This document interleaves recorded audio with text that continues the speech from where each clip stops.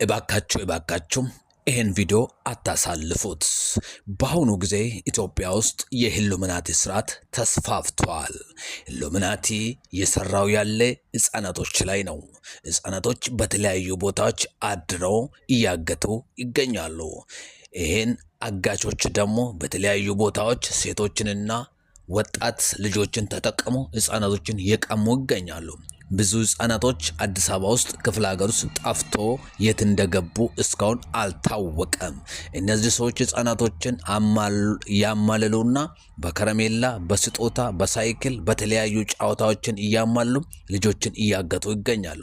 ስለዚህ ወላጆች ልጆቻችሁን ጠብቁ እባካቸው። ይህን ጥሪ አስተላልፉት። ይህንን በዚህ ቅጽበት እናያለን ብዬ አስቤ አላውቅም።